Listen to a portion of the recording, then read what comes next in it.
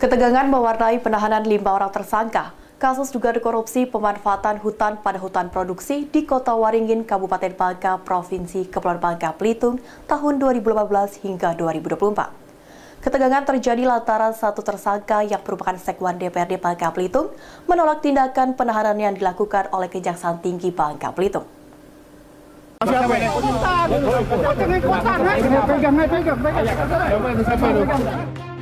Ketegangan terjadi saat M, salah satu tersangka kasus dugaan korupsi pemanfaatan hutan pada hutan produksi di Kota Waringin, Kabupaten Bangka tahun 2018, digelandang ke mobil untuk dititipkan sementara di Lapas Kelas 2A Pangkal Pinang oleh petugas Kejaksaan Tinggi Bangka Belitung.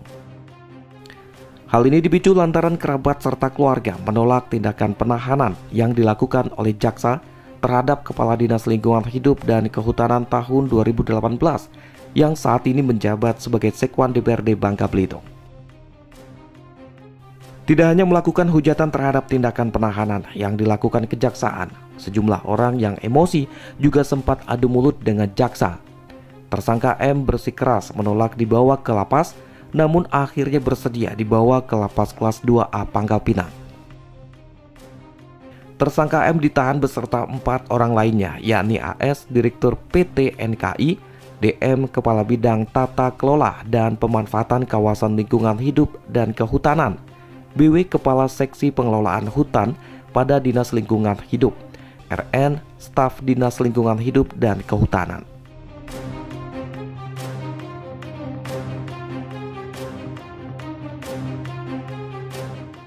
Bertempat di Gedung Tindak Pidana Khusus Kejaksaan Tinggi Kepulauan Bangka Belitung, penyidik sudah melakukan ekspos perkara bahwa di dalam kasus tersebut telah ditemukan adanya 2 bukti atau minimal 2 alat bukti yang cukup untuk menetapkan 5 orang sebagai tersangka dalam kasus ini. Menantang ya Aspitsus Dr. Suseno SHMH untuk besok ya, sebelum ya penetapan pilkada, berani nggak menetapkan ya mantan gubernur Bapak Elzaldi Rusman sebagai tersangka? Ya, jangan bicara sarana pilkada itu menjadi sarana untuk penyelamatan diri.